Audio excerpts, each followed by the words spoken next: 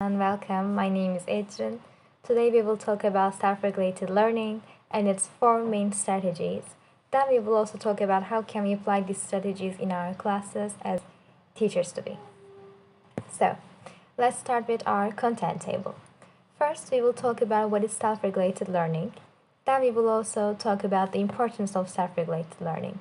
Then we will also talk about metacognitive strategies, motivational strategies, behavioral strategies, and cognitive strategies. And we will, like I said, we will also talk about how we can apply these strategies in our classes. So, let's start with what is self-regulated learning.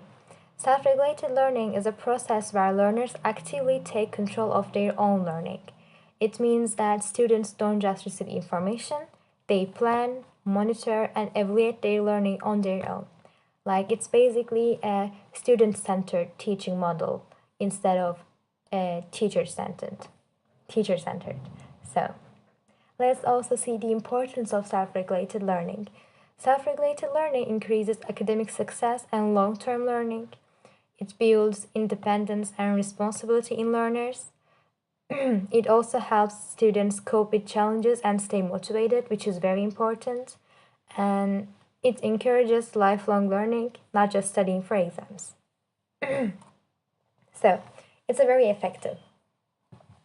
So, let's start with our first strategy, which is cognitive strategies. Cognitive strategies are the mental process you use to understand, learn, and remember information. They are basically the thinking tools that help you process content more deeply so that learning becomes easier and more meaningful.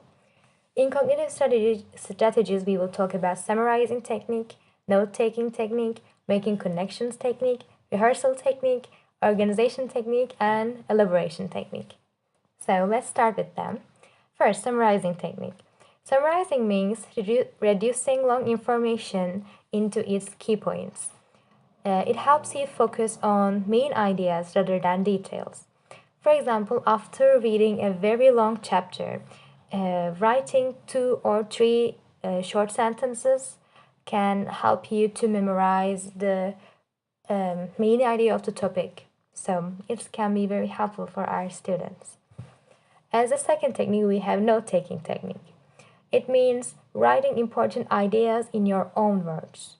It helps you stay active while learning and makes reviewing easier. For example, especially during classes, it can be very useful because just listening the teacher doesn't very effective, but also taking notes while listening could be very effective and, like you said, making learning more long-lasting and after reviewing easier after that class.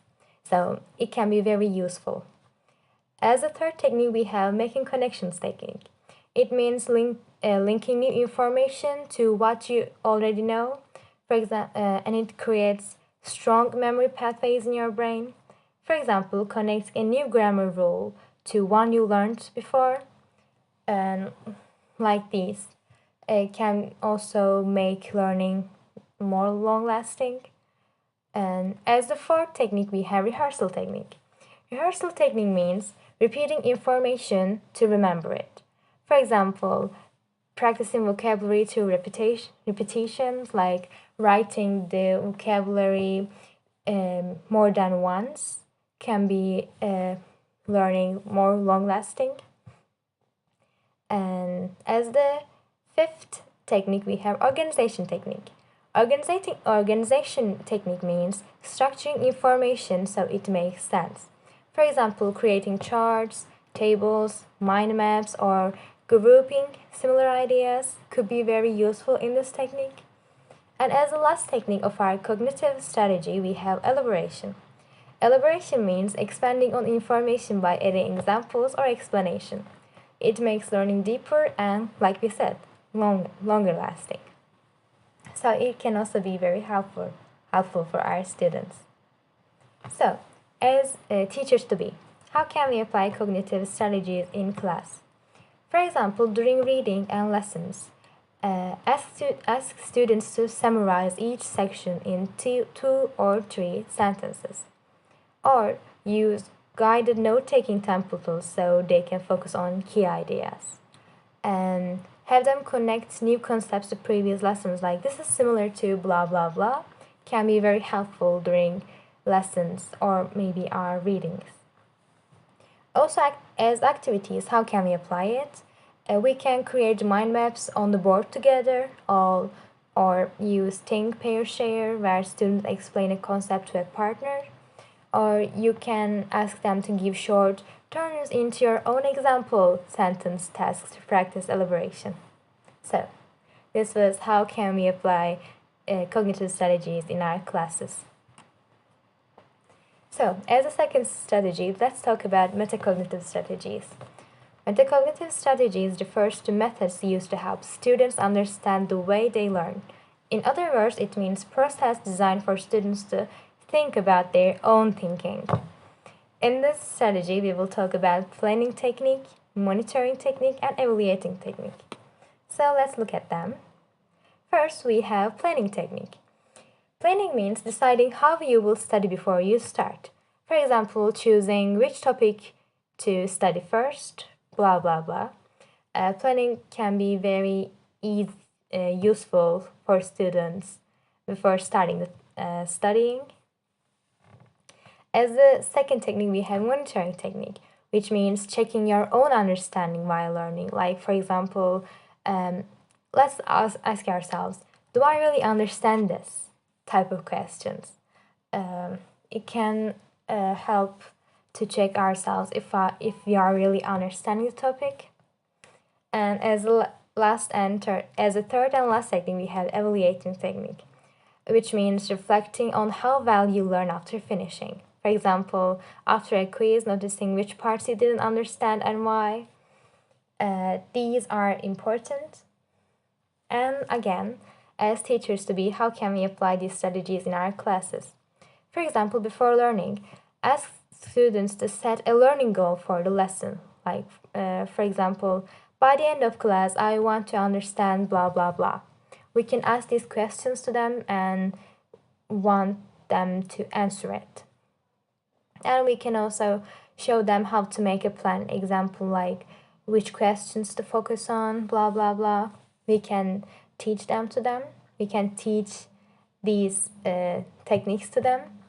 And also during our lessons, we can have checking questions like, does this make sense, or can I explain this to someone questions, so we can see if they understand the topic. Or we can use monitoring tasks like underline the part you didn't understand. Also check if they're understanding the topic. Also, after learning session, we can give a 2-minute self-evaluation, and we can want answer them to what did I learn questions, or what confused me questions. We can want them to answer these questions, so we can see if they understand the topic. And as our third strategy, we have motivational strategies. These strategies help you stay motivated, confident, and emotionally positive while learning.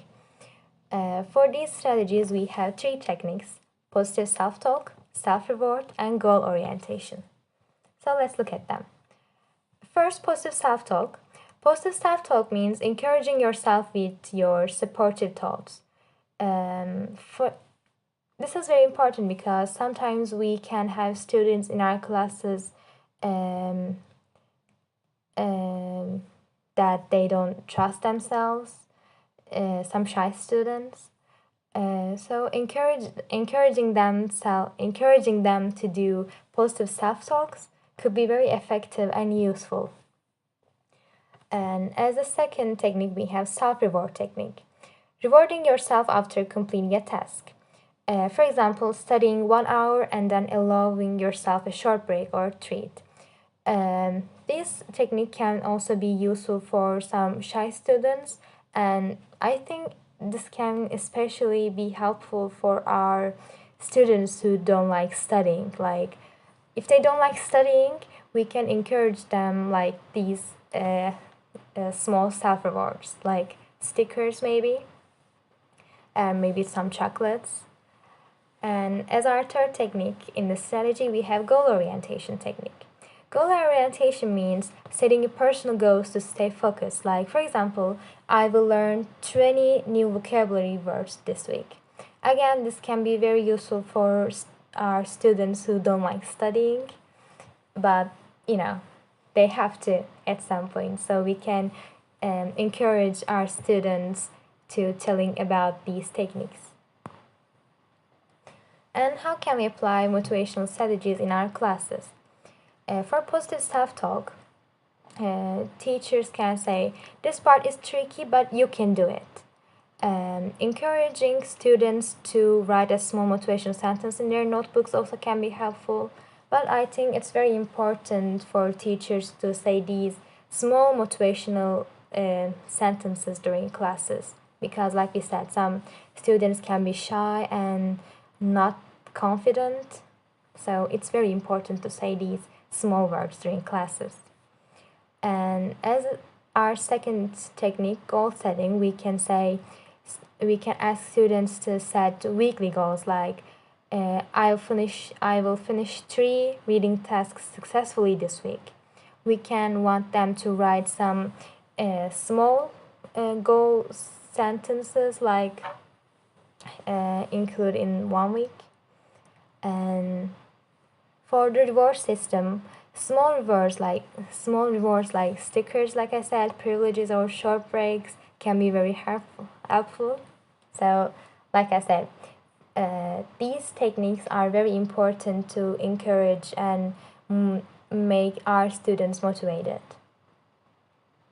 So, as the last strategy, we have behavioral strategies. These are the strategies that help you organize your environment and get the support you need. For this strategy, we have also again 3 techniques like time management, seeking help, and creating a good study environment. So let's look at them. For time management means planning your schedule so you have enough time to study.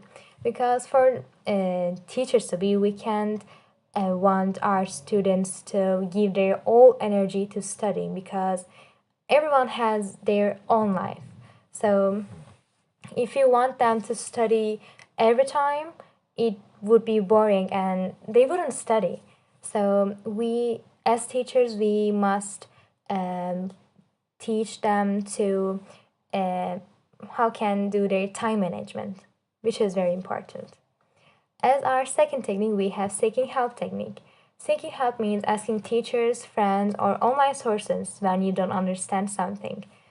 I think this is also very important because some students couldn't be able to can not be able to understand the topic, but they also can be shy, so they not be able to ask teachers during classes maybe.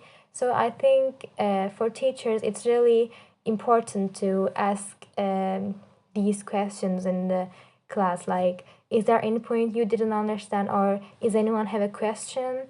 I think these small questions are very important for these kind of students. So yes, it's very important, like I said. And as the third technique, we have creating study environment technique. And it means making your study space comfortable and free from distractions. For example, turning off your phone while studying. This is also very important because in our age, a lot of students are addicted to their phones and they don't study because they use their phones. So these kind of stuffs are very important. So I think I think also teachers should mention creating a study environment in their classes. So encourage their students.